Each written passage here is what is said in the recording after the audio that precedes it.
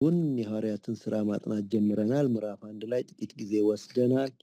ምክንያቱም ምዕራፍ 1 የሁሉም ቁልፍ ነው። የሐዋርያት ሥራ በቃ ማዕከሉ ምዕራፍ 1 ላይ ያለው ክፍል ስለሆነ ሰፊ ጊዜ ወስደናልና እንዲሁ ለማስታወስ ያክል ባለፈው 2-3 ሳምንቶች ያጠናነው ምንድን ነበር? የ40 ቀን ኮርስ ጌታ ኢየሱስ ክርስቶስ የ40 ቀን ኮርስ የሰጣቸውን ነውና 40 ቀን ኤምፋሲስ የተሰጠው ቀን እንደሆነ በጣም ክሩሻል ስራዎች ሲሰሩ ነው 40 ቀን የሆነው ብለን የኤልያስን የጌታን የሙሴን አንስተን እና ይሄ ክሩሻል ነገር እንደሆነ ያስታውቃል ብለን ነበረ። እና የዚህ ኮርስ ታይትሎች ወይም ሳብጀክት ማተር ሆኖ የቀረቡት ነገሮች ተስፋው፣ ትንሳኤው እና ተስፋውና ትንሳኤው እና የእግዚአብሔር መንግስት ሶስቱ ናቸው ሳብጀክት ማተር ሆኖ የቀረቡትና እነዚህም በእያንዳንዱ በተናጠል ለማጥናት ሞክረናልና ትንሳኤውን በጣም ጌታ ጊዜ ወስዶ ደጋግሞ እየታያቸው እንዳስተማራቸው ተመልክተን ነበርና ከሰርከምስታንሻል ኤቪደንስ ወደ ፊዚካል ኤቪደንስ ከዛ አብሮ ወደ መኖር ከዛ እንደገና ደግሞ ሕያውነቱን ደግሞ ቃሉ ውስጥ አሳይቷቸው ሕያውነቱን እንዴት እንዳረጋገጠላቸው ተመልክተን ነበር። በብዙ ማስረጃ ነው የሚለውና ለምን ብዙ ማስረጃ ያስፈልገው ሁሉ ብለን አይተን ነበር። የማይታመን ነገር ስለሆነ ነው። ትንሳኤ ወሳኝ ነገር ስለሆነ ነው። እንደገና ደግሞ ሰይጣን ከፍሎ የዋሸበት ነው ብለን ከወንጌላት ሁሉ ተመልክተን ተምረን ነበረ። ከዛ በኋላ የእግዚአብሔርን መንግስት አንስተን ተነጋግረን ነበረ። የእግዚአብሔርን መንግስት ወሳኝ ሐሳብ እንደሆነ እና የእግዚአብሔር መንግስት አሁን ያለ ትናንት የነበረ ወደፊትም የሚመጣ ነገር እንደሆነ አንስተን ዋናው ነገር ሩቅ ሳንሄድ የእግዚአብሔር መንግስት እኛው ራሳችንን ብለን ከራእይ ተምረን ግን እኛ ሁሉ ደግሞ ተሰብስበን እግዚአብሔር የሚያድርብን የሚኖርበት የሚገዛበት ስርዓት ይፈጠራል ብለን እና ያ የእግዚአብሔር መንግስት ሐሳብ ወሳኝ እንደሆነ ተነጋግረን ነበረ። ተስፋውን ደግሞ አይተነው ነበርና ይሄ የመንፈስ ቅዱስ ተስፋ ለምን ልዩ ሆነ ብለን ስኮፑ በጣም ሰፊ እንደሆነ እንደ ብሉይ ዘመን አይደለም። በወንዶች፣ በሴቶች፣ በህፃናት፣ በአሮጊት፣ በሽማግሌ በሁሉ ላይ የሚወርድ ሰፊ ስኮፕ እንዳለው ፕሮሰሱ በጣም ትልቅ እንደሆነ ኢየሱስ ክርስቶስ ሞቶ ተነስቶ ወደ ላይ ማድረግ ነበረበት። ያ ብቻ አይደለም፣ ከአባቱ መለመን ነበረበት። ፕሮሰሱ በጣም እንትን ነው። ከዛ ታይሚንጉን አለን በዘመን መጨረሻ ነው ይሄ የሚሆነው። በመጨረሻው ዘመን እንዲሆናል ስለሚል በዘመን መጨረሻ ነው። በጣም ክሩሻል ታይም ላይ ነው ይሄ መንፈስ የፈሰሰው። በዚህ ጊዜ መኖር መታደል ነው ብለን ተነጋግረን ነበር። ከዛ ሲግኒፊካንሱ ምንድነው? ያለሱ ምንም ማድረግ አይቻልም፣ ወሳኝ ነገር ነው ብለን እንዳትወጡ ነው ያላቸው ብለን ሲግኒፊካንሱ በጣም ትልቅ ነው ብለን ከዛ በመንፈስ መጠመቅና በእሳት መጠመቅ፣ በመንፈስ መሞላትና መጠመቅ፣ መንፈስና እሳት የሚሉትን ሐሳቦችም በዝርዝር ተነጋግረን ነበረ። እነዚህን ሐሳቦች ነው ከሞላ ጎደል የተነጋገርነው። ዛሬ ኢንፋሲስ ሰተን የምንነጋገርባቸው ነገሮች የግራጁዌሽኑ ጊዜ ደርሷል። አሁን የግራጁዌሽኑ ጊዜ ደርሷልና በግራጁዌሽኑ ቀን እግዚአብሔር ሊሰጣቸው የፈለገውን ሰርተፊኬትና እነሱ ያሉበትን ሁኔታ ነው ዛሬ የምንማረው። ከዛ ጊዜ ከተረፈን ደግሞ በአጠቃላይ መንፈስ ቅዱስ በሁሉም ሐሳቦች ላይ ያለውን ሮል እናጠናለን። ግን ዛሬ በሰፊው የምናጠናው ግራጁዌሽኑ ሊደርሷል፣ ትምህርቱ ተጠናቋል፣ 40 ቀኑ ሊፈጸም ነው። ጌታ ኢየሱስ ክርስቶስ ሊሰጣቸው የፈለገው ሰርተፊኬት የግራጁዌሽን ሰርተፊኬት እና እነሱ የሚያስቡትን ሐሳብ እነዚህን ሐሳቦች አወዳድረን እንማራለን ዛሬ። ስለዚህ ክፍሉን እንደገና እናንብበውና በአንድ ላይ ሆነን ከ1 እስከ 11 ነው የምናጠናው። እርገቱንም ትንሽ እንማራለን ዛሬ። ከ1 እስከ 11 እናጠናለን። በተለይ ከ6 እስከ 11 ያሉትን ክፍሎች ነው የምናጠናው። በጣም የተያያዙ ክፍሎች ናቸው። ለመገንጠልም በተለይ የመጀመሪያውን ፓርት ትንሽ ይቸግራል፣ ግን ገንጠል አድርገን እንድናያቸው ነው የፈለኩት። የመጀመሪያው ነገር ቁጥር 6 ላይ እንደዚህ ይላል። እነርሱም በተሰበሰቡ ጊዜ ጌታ ሆይ በዚያ ወራት ለእስራኤል መንግስት ትመልሳለህን ብለው ጠየቁት። እርሱም አብ በገዛ ስልጣኑ ያደረገውን ወራትና ዘመናት ታውቁ ዘንድ ለእናንተ አልተሰጣችሁም ይላቸዋልና እስቲ በዚህ ክፍል የሐዋርያትን ሐሳብ እንዴት ታዩታላችሁ? እንደገና ደግሞ ሪስቶሬሽን ኦፍ ዘ ኪንግደም ኦፍ ኢዝራኤል እንዴት ታዩታላችሁ? ምንድነው የሚገባን በሱ ሪስቶሬሽን ኦፍ ዘ ኪንግደም ኦፍ ኢዝራኤል እና ምን እንረዳለን? ሐዋርያቱ የሰጡትን ሐሳብ ከጌታ ትምህርት አንጻርስ እንዴት ታዩታላችሁ? የጌታንስ መልስ እንዴት ታዩታላችሁ? እስቲ ይሄን ዲስከስ እንዴት እናየዋለን? እስቲ ይሄን ዲስከስ እናድርግ። ጥያቄው እነርሱም በተሰበሰቡ ጊዜ ጌታ ሆይ በዚህ ወራት ለእስራኤል መንግስትን ትመልሳለህን ብለው ጠየቁት። እርሱም አብ በገዛ ስልጣኑ ያደረገውን ወራትና ዘመናት ታውቁ ዘንድ ለእናንተ አልተሰጣችሁም ብሎ ቆረጥ አድርጌዋለሁ። የሚቀጥለውን ለብቻ እንድንነጋገር ጌታ እነሱ የጠየቁት ጥያቄ አለ። እሱን እንዴት እናየዋለን? ምንድነው የሐዋርያቱ ሐሳብ? ምንድነው ልባቸው ውስጥ የነበረው ነገር? እሱን አንድ እንድንነጋገር ነው። የጌታስ መልስ እንዴት ታዩታላችሁ? ጌታ ያላቸውን ነገር በእርግጥ የጌታን መልስ በከፊል ነው ያነበብኩት ለብቻ በኋላ ስለምንነጋገረው የጌታንን መልስ እንዴት እናየዋለን? ሶስተኛ ደግሞ ይሄ የእስራኤል መንግስት መመለስ ወይም ደግሞ ሪስቶሬሽን ኦፍ ዘ ኪንግደም ኦፍ ኢዝራኤል የሚባለው ነው። ስለሱስ ምንድነው ያለን ሐሳብ? ምን ይመስላችኋል? ሐዋርያቱም የነበራቸው ሐሳብ እኛም ዛሬ ሊኖረን የሚገባው ሐሳብ ምንድነው? ቤዚ መቅዲም እንዳላችሁት ነው። እኔ እንዲሁ ሐሳቡን ለመሰብሰብ ያህል የመጀመሪያ ስታዩት እንደው ዲስአፖይንቲንግ ነገር ነው የሚመስለው። ምክንያቱም ኢየሱስ ክርስቶስ በቃ ጨርሷል። አሁን ቀጥሎ ያሉትን ቁጥሮች ልክ ይሄንን ብሏቸው ነው የሚያርገው። እነርሱም የትምህርት ያለቀ ይመስላል። ልክ ከአስተማሪው ከተማሪው ጋር ሪቪዥን የሚያደርግበት ጊዜ ነው የሚመስለው። ሪቪዥን ሲያደርጉ ግን ኮምፕሊትሊ ሌላ ቦታ ናቸው እና ጌታ ኢየሱስ ክርስቶስ ለምን አላዘነም ብዬ ሁሉ አስቤያለሁ። ለምን አላዘነም ጌታ? በጣም አላዘነም። ብዙም ነገር እንትን አላላቸው። በጣም የተቆጣቸው ነገር የለም። ግን የሚመስለኝ እኔ ጌታ እንዳለው ነው። አሁን ብዙም ነግራችሁ ነገር ያለኝ አሁን ልትሸከሙት አትችሉም፣ እርሱ የእውነት መንፈስ በመጣ ጊዜ ጌታ የተረዳው ነገር የሚመስለኝ መንፈስ ቅዱስ ካልመጣ እና በውስጣቸው ካልኖረ ወደ ታሰበው ነገር እንደማይደርሱ ነው። ለዚህ ነው ሲመጣ እንዲህ ትሆናላችሁ ያላችሁ፣ ምስክር ትሆናላችሁ ያላችሁ፣ ወደ አሰብኩት ነገር የምትደርሱት መንፈሱ ሲመጣ ነው አላቸው። ለዛ ይመስለኛል ዲስአፖይንትድ ያልሆነው እንጂ በጣም በተለየ ሐሳብ ውስጥ ነው ያሉት። የሚያሳዝነው ደግሞ እነርሱም በተሰበሰቡ ጊዜ ይላል የሁሉ ሐሳብ ነው ማለት ነው። የአንድ ሰው አይደለም። ያኔ እንኳን ሰዎች ስለኔ ምን ይላሉ ሲሉ ሌሎቹ ብዙ ነገር ሲሉ ጴጥሮስ ወጥቶ አንተ የሕያው እግዚአብሔር ልጅ ነህ ብሎ ትክክለኛ ትምህርት ተናግሮ ነበር። ዛሬ ግን ሁሉም አንድ አይነት ሐሳብ ነው የያዙት እና ብሎ ነው እንግሊዘኛው የሚጀምረው። ብሎ ነው የሚጀምረው ከፊት ከተማሩት ትምህርት በመነሳት ማለት ነው። ስለዚህ ሕያውነቱን በቃ መሲሁ ነው፣ ሞትን ያሸነፈ ነው፣ ሊነግስ ነው። መንፈሱም በኢዩኤል ምዕራፍ 2 ላይ ስታዩ ወደ መጨረሻው ቁጥር ከምዕራፍ 3 ቁጥር 1 ጀምሮ ስታዩ የመጨረሻው ዘመን ነው፣ የመጨረሻው ጊዜ ነው፣ እስራኤል የምትባረክበት ጊዜ ነው። ከመንፈስ መውረድ ጋር የእስራኤል በረከት አለ። ስለዚህ መንፈሱም መምጣቱም በቃ ለእስራኤል መንግስት ሪስቶሬሽን ነው። እሱ የእግዚአብሔር መንግስት የሚለው እነሱ ወደ እስራኤል መንግስት ነው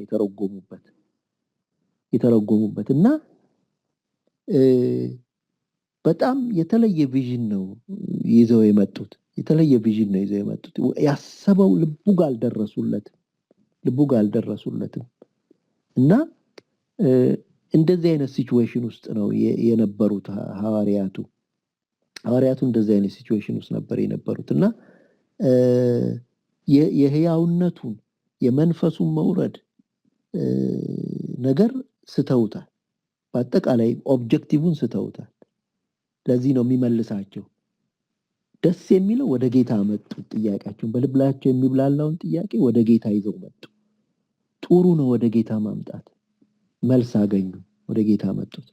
የሚገርመው ይሄ ነገር የማጆሪቲ ጥያቄ ነው። እንደገና ደግሞ ስክሪፕቸራል የሚመስል ጥያቄ ነው። መንፈሳዊነት ያለው ጥያቄ ነው። ጥቅሶች ያሉት ጥያቄ ነው።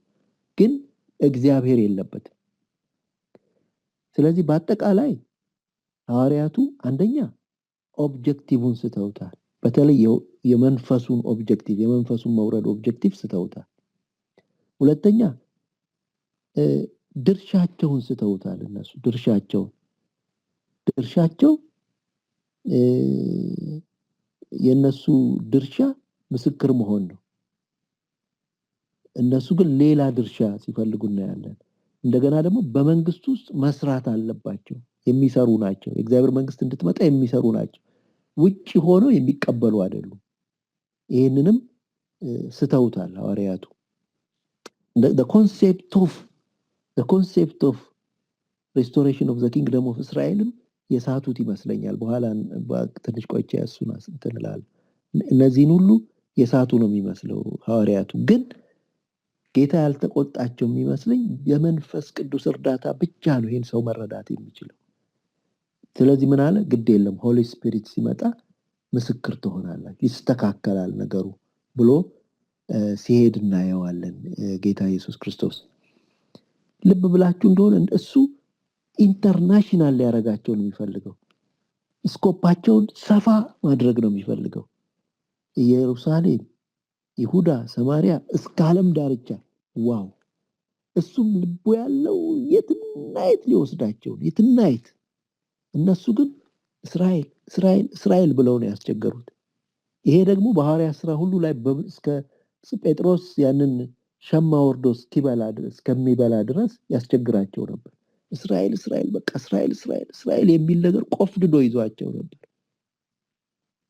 ቀስ እያለ ነው ያወጣቸው እና በቀላሉ የሚወጣ ነገር አይደለም። በቀላሉ የሚወጣ ነገር አልነበረም። ግን ይሄ the concept of restoration of the Israel kingdom ምንድነው? ኮንሴፕቱ ምንድነው የሚለውን መረዳት ጥሩ ነው። መጀመሪያ ምንድነው የተባለው? ስለ ሪስቶሬሽኑ ምንድነው የተባለው ብለን በምንልበት ጊዜ ይቺ መንግስት አሁን የእስራኤል መንግስት ችግር ምንድነው? ይመጣና ይፈርሳል። አንዴ ይበረታሉ፣ አንዴ ይደክማሉ። ግን የተገባላቸው ፕሮሚስ ግን በመሲሁ አማካኝነት ለዘላለም የሚቆይ መንግስት ነው የተገባላቸው። ፕሮሚሱ እሱ ነው። ለዘላለም የሚቆይ መንግስት ነው የተገባላቸው። ፕሮሚሱ ያ ነው፣ ለዘላለም የሚቆይ መንግስት እና በሉቃስ 1 ላይ እሱን አውጥተን እንየው መሰለኝ። ምክንያቱም ኪንግደሙን እንድናየው ነው። ምንድነው የሚመለሰው ነገር፣ ሪስቶር የሚደረገው ነገር ምንድነው ብለን ስንል ሉቃስ 1 ላይ መልአኩ ገብርኤል ከሚናገራት ነገር ያንን እናያለን። ምን እንደሆነ የእግዚአብሔር ሐሳብ እንዴ ላውጣው ክፍሉንና መልአኩ ምን ይላታል? ሉቃስ 1 ቁጥር 30 ላይ መልአኩም እንዲህ አላት፣ ማርያም ሆይ በእግዚአብሔር ፊት ጸጋን አግኝተሻልና አትፍሪ። እነሆ ትጸንሻለሽ፣ ወንድ ልጅም ትወልጃለሽ፣ ስሙንም ኢየሱስ ትይዋለሽ። እርሱም ታላቅ ይሆናል፣ የልዑልም ልጅ ይባላል። ጌታ አምላኩን የአባቱን የዳዊት ዙፋን ይሰጠዋል፣ በያዕቆብም ቤት ላይ ለዘላለም ይነግሣል፣ ለመንግስቱም መጨረሻ የለውም ይላታል። በዳዊት ዙፋን ላይ ይነግሣል፣ ለመንግስቱ መጨረሻ የለውም። የማትለወጥ መንግስት ትመሰረታለች ማለት ነው። ስለዚህ ይሄ ኪንግደም ከዚህ ክፍል የምናየው ይሄ ኪንግደም ሪስቶር ሲደረግ አንደኛ ንጉሱ መሲሁ ነው። አንደኛ ነገር። ሁለተኛ ነገር የዘላለም መንግስት ነው። መጨረሻ የለውም። የዘላለም መንግስት ነው። መጨረሻ የሌለው የዘላለም መንግስት ነው። ይሄንን የመጀመሪያ ኮንሴፕት እናያለን። ከዛ በኋላ ደግሞ ይሄ ነገር ይሄ መንግስት ሲመጣ የሲስተም ለውጥ ይካሄዳል። አንደኛ ንጉሱ መሲሁ ነው፣ መንግስቱ የዘላለም ነው። ከዛ ሁለተኛ የሚሆነው ነገር የሲስተም ለውጥ ይካሄዳል። የሲስተም ለውጥ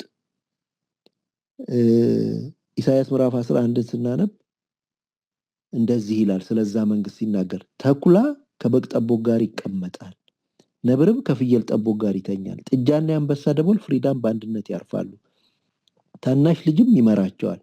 ላምና ድብም አብረው ይሰማራሉ፣ ግልገሎቻቸውን በአንድነት ያርፋሉ። አንበሳም እንደ በሬ ገለባ ይበላል፣ የሚጠባው ሕፃን በእባብ ጉድጓድ ላይ ይጫወታል። ጡት የጣለው ሕፃን በፉኝት ቤት ላይ እጁን ይጭናል። በተቀደሰው ተራራዬ ሁሉ ላይ አይጎዱም አይጠፉም። ውሃ ባህርን እንደሚከድን ምድር እግዚአብሔርን በማወቅ ትሞላለችና ይላል። እና ምንድነው የሚለው? ሲስተም ለውጥ ይሆናል። የሲስተም ለውጥ ይሆናል። ሮሜ ምዕራፍ 11 ቁጥር 15 ላይ የሚለው በምጥ ነው አሁን የሚጠብቀው፣ በምጥ ነው የሚጠብቀን እና ሲለወጥ ፍጥረት ሁሉ የእግዚአብሔር ልጆች መገለጥ ይጠብቃል ይላል እና ሲለወጥ ሲስተሙ ሲለወጥ ነው የሚያርፈው። አሁን መጎዳዳት፣ መበላላት፣ መጠፋፋት ያለበት ዓለም ነው። ያ ሲስተም ይለወጣል፣ ሪስቶሬሽን ይኖራል የዛ ሲስተም። ይሄ ሶስተኛው ሐሳብ ነው። አራተኛው ሐሳብ የሚመስለው ይሄ ሪስቶሬሽን የሚመጣው ሪቨሌሽን 22-7 እንደሚለው በሰከንድ ካሚንግ ኦፍ ክራይስት ጊዜ ነው። ኢየሱስ ክርስቶስ ሲመጣ ነው ሪስቶሬሽኑ የሚኖረው። ስለዚህ ይሄን ፊዚካል የሆነ የእስራኤል መንግስት፣ አሁን እስራኤል መንግስት ተመሰረተ። እሱን አመጣቸዋለሁ ሰበስባቸዋለሁ ባለው ትንቢት መሰረት ነው የተመሰረተላቸው። ግን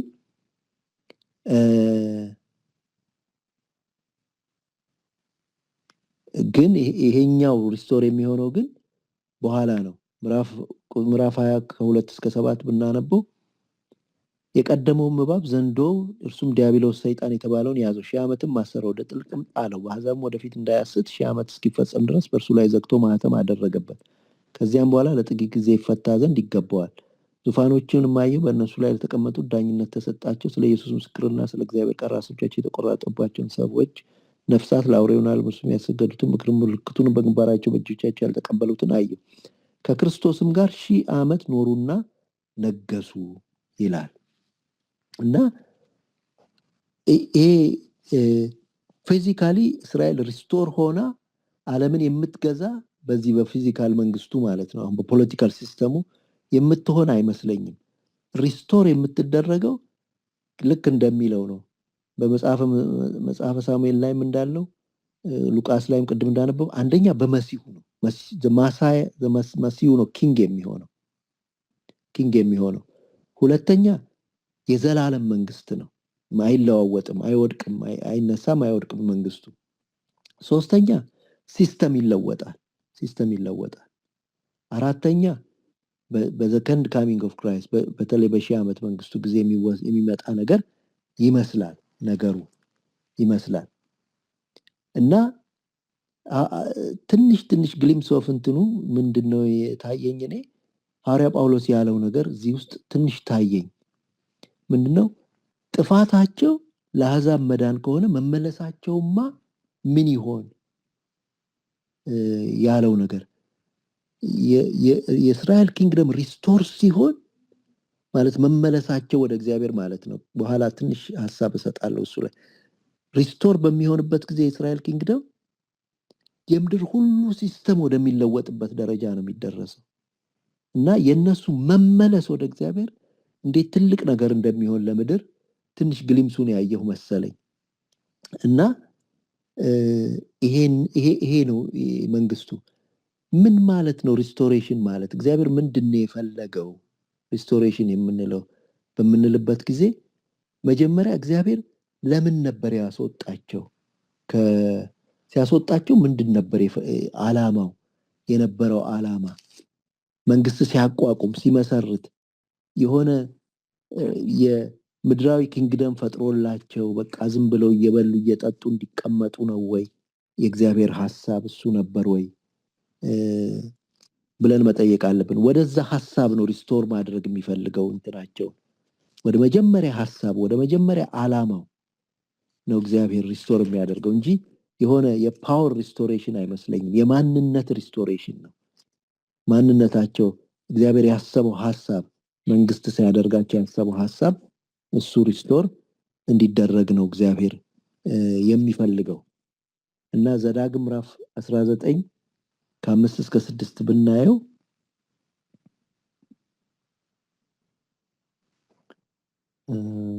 ዘዳግም ተሳሳትኩኝ ታያላም በይኛው ቁጥሩን ተሳስቻለሁ መሰለኝ ነጽሬ ማታይ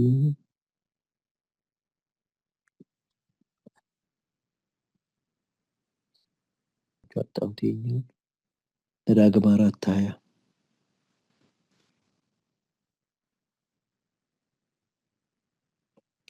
እናንተን ግን እንደ ዛሬ ሁሉ የርስቱ ሕዝብ ትሆኑለት ዘንድ እግዚአብሔር ወስዶ ከብረትቶን ከግብጽ አወጣችሁ። እናንተንም እንደ ዛሬ ሁሉ የርስቱ ሕዝብ ትሆኑለት ዘንድ በቃ እግዚአብሔር ሐሳቡ ይሄ ነው። የርስቱ ሕዝብ እሱ ገቨርን የሚያደርገው እሱ የሚቆጣጠረው ማደሪያው የሆነ ሕዝብ መፍጠር። ከዛ ነው እስራኤላውያን የተሳሳቱት፣ ከዛ ነው የተመለሱት። ስለዚህ እግዚአብሔር አሁን የሚፈልገው የርስቱ ሕዝብ ማደሪያው አብሮት ሊኖር የሚችል ሕዝብ ሪስቶር ማድረግ ነው። ያ ነው መንግስቱ። የዛ አይነት መንግስት ነው መፍጠር የሚፈልገው እንጂ እቺን ኃጢአተኛ የሆነች እስራኤልን ፓወርፉል ማድረግ አይደለም የሚፈልገው እግዚአብሔር። so the restoration of the kingdom of Israel ስናይ እግዚአብሔር ሪስቶር የሚያደርገው የቀደመ ሐሳቡን የራሱ ሕዝብ የራሱ ርስት ማድረግ ነው የሚፈልገው። በዛውስ ኢየሱስ ንጉስ የሚሆንበት የዘላለም መንግስት ሲስተም የሚቀየርበት ምናልባትም በሰከንድ ካሚንግ ሙሉ ለሙሉ የሚረጋገጥ ሐሳብ ነው እግዚአብሔር ሊሰራ የሚፈልገው። እና ይሄን ሐሳብ ሙሉ ለሙሉ ሐዋርያቱ የተረዱት አይመስለኝም። እና ይሄንን እነሱ የተረዱት በቃ ወዲያውኑ ኢየሱስ ክርስቶስ ነግሶ እንትን እንዲል ነው። እና ይሄን ሐሳብ አንደኛ መንፈስ ቅዱስ ብቻ ነው ለውጦ ሊያስተካክለው የሚችለው። ለዛ ይመስለኛል ሳይቆጣቸው ዝም ብሎ ይሄደው። ሁለተኛ ነገር ደግሞ እርገቱም ይለውጠዋል። በኋላ እርገቱን ስናጠና እንማረዋለን። እርገቱም የሚለውጠው ይመስለኛል። ስለዚህ ሐዋርያቱ በሮላቸው ተሳስተዋል። እነሱ እስራኤል እስራኤል እስራኤል ነው የሚሉት። እሱ ምስክር አድርጎ ዓለም አቀፋዊ ሊያደርጋቸው ነው የሚፈልገው። በሮላቸው ተሳስተዋል። እንደገና ኦብጀክቲቭን ስተውታል። የመንፈሱን በተለይ የመንፈሱ መብረድ ኦብጀክቲቭ እነሱን ንጉስ ማድረግ አይደለም፣ ምስክር ማድረግ ነው። ይሄን ኦብጀክቲቭ ስተውታል። ድርሻቸውንም ስተውታል። እነሱ ምስክር መሆን አለባቸው። በእግዚአብሔር መንግስት ውስጥ ደግሞ ይህች የምትመጣዋን መንግስት ሪስቶር የምትደረገዋን መንግስት ወይም ደግሞ የእግዚአብሔር መንግስትን እነሱ ኮንትሪቢዩት አድርገው የሚሰሩት ናቸው። ዝም ብላ የምትመጣ አይደለችም። የእነሱ ድርሻ አለበት። ይህንንም ስተውታል። እና ኢየሱስ ክርስቶስ ግን ሲመልሳቸው እና ሌላው የማጆሪቲ ሐሳብ ነው፣ ስፒሪቹዋል ይመስላል፣ ግን የእግዚአብሔር ሐሳብ አልነበረም። የእግዚአብሔር ሐሳብ አልነበረም። እግዚአብሔር ወደሚፈልጋቸው አይደለም ፎከሳቸው፣ ትሪቪያል ወደሆነ ወደማይረባ ነገር ልባቸውን ሰጥተዋል። የቀን የምናምን የጊዜ ሁኔታ ለማወቅ ግን እግዚአብሔር ሌላ ቦታ ነው የሚፈልጋቸው። እና ጌታ ወደዚህ ሲያመጣቸው እናያለን። እና ግን እኔ በሆን አዝናለሁ። መጨረሻ ኮርሱ ሲያልቅ ተማሪዎቼ እንዲህ ቢሆኑብኝ አዝናለሁ። ጌታ ግን ያቅ ነበር ምን እንደሚያደርግ።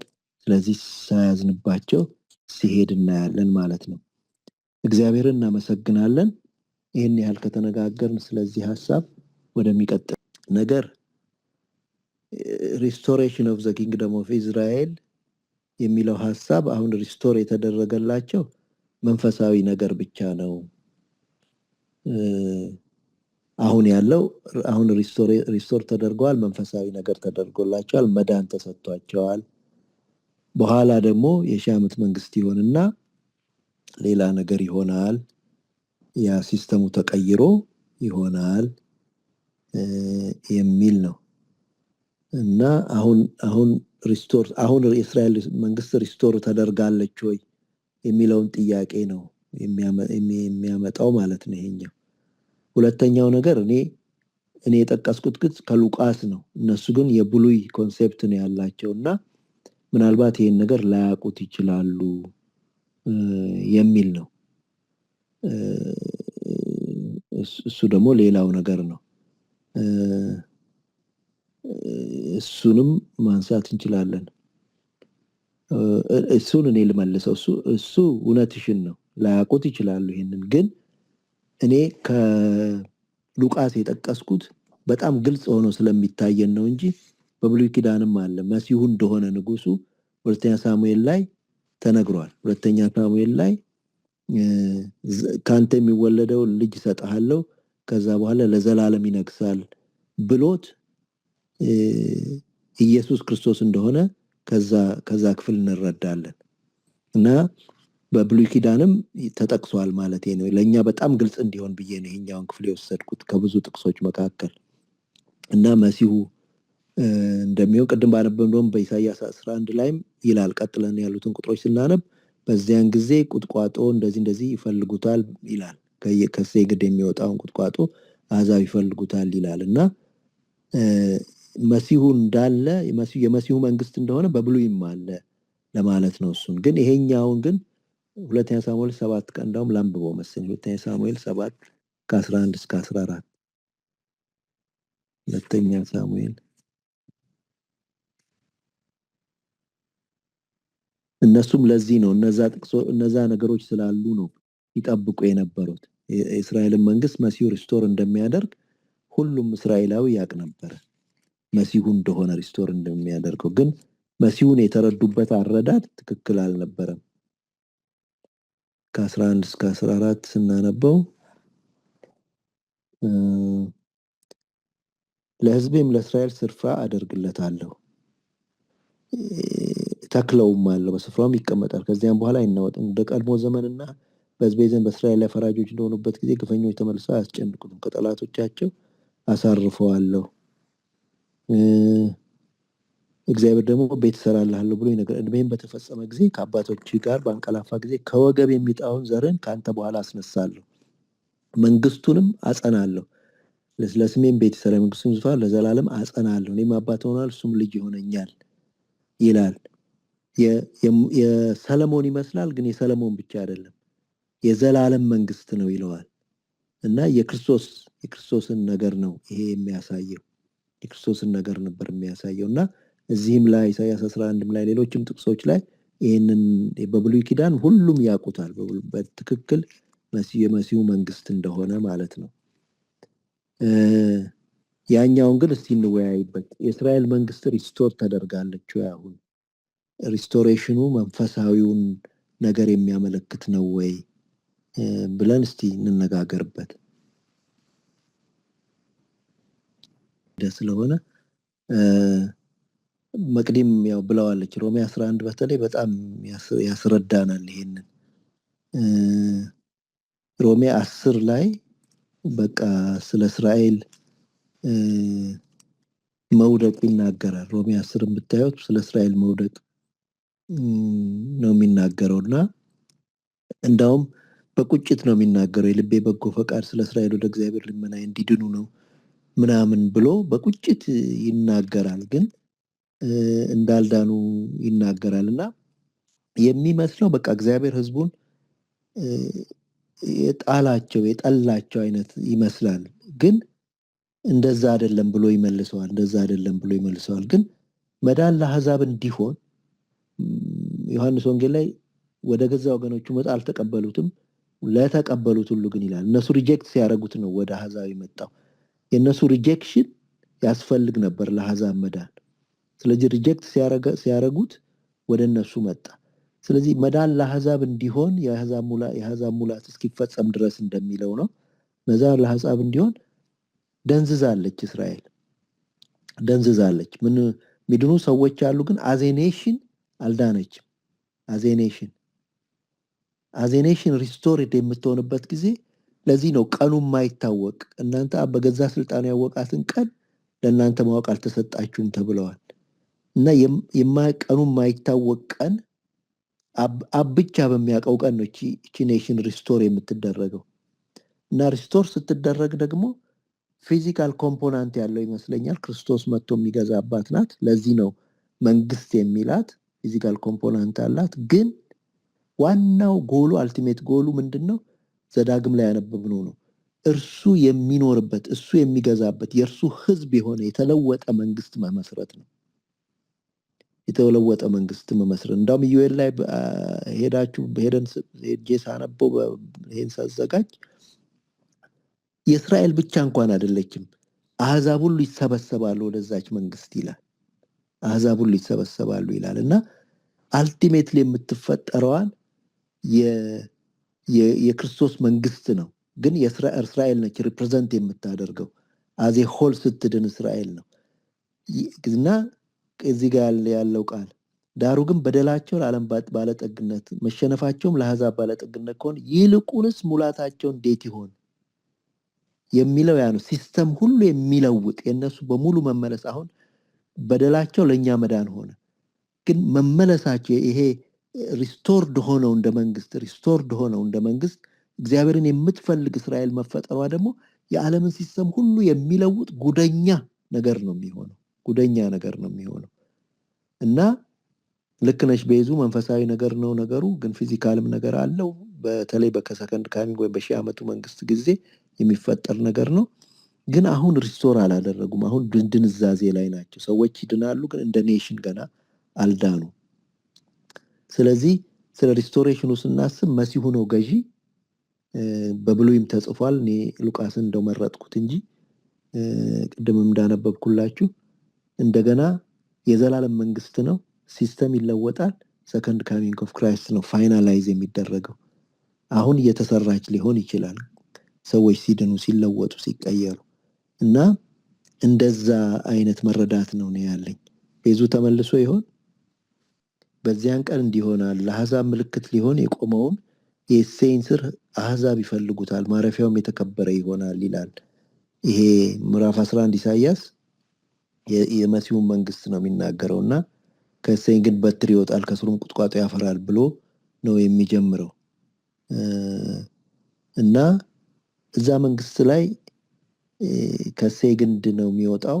የእሴይ ግንድ ነው፣ የዳዊት ዘር ነው። ግን ይሄ መንግስት ሲስተም በሚለወጥበት ጊዜ አሕዛብ ሁሉ እንደማይቀሩ ነው፣ ይፈልጉታል፣ ይመጣሉ ወደሱ ይላል። እና እቺ መንግስት እንዴት የሰፋች እንደሆነች የሚያሳየን ምንድነው ስሙ ክፍል ነው። እና ዛሬ እንግዲህ የተማርነው ምንድነው ለኛም በጣም የሚጠቅመን ነገር ነው።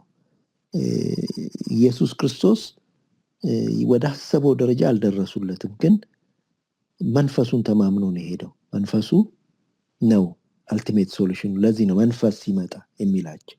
አስተምሯቸዋል፣ ኮርሱን ሰጥቷቸዋል፣ 40 ቀን ወስደዋል።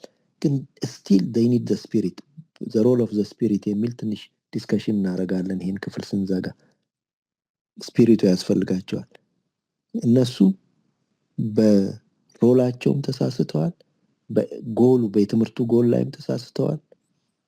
እንደገና ደግሞ ጠበብም ብለውበታል። እሱ ሩቅ ነው ሊያደርሳቸው የሚፈልገው፣ እነሱ እስራኤል እያሉ አስቸግረውታል። ግን የማጆሪቲ ሀሳብ ነው፣ ስክሪፕቸራል የሚመስል ሀሳብ ነው። እግዚአብሔር ግን ያልሆነ ሀሳብ ነበረ። ሪስቶሬሽን ኦፍ ዘ ኪንግደም ኦፍ እስራኤል የምንለው ኮንሴፕት ደግሞ በትክክል የተረዱት አይመስልም። አሁን እንደተነጋገር ነው መሲሁ የሚገዛበት የዘላለም መንግስት በሰከንድ ካሚንግ ኦፍ ክራይስት ፋይናላይዝ የሚደረግና ሲስተም የሚለወጥበት ነው። እና መገፋታቸው ወይም መውደቃቸው መዳናችንን አመጣ።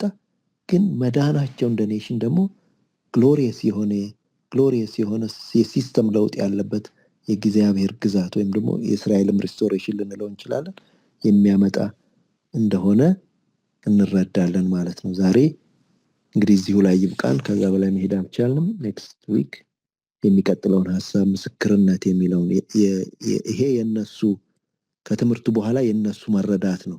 እነሱ ያዘጋጁት ሰርተፍኬት ነው ለራሳቸው። ጌታ ኢየሱስ ያዘጋጀላቸውን ሰርተፍኬት ደግሞ ጌታ ቢፈቅድ ብንኖር ለሚቀጥለው ሳምንት እንማራለን። ወደ ማርቲ መልሳለሁ።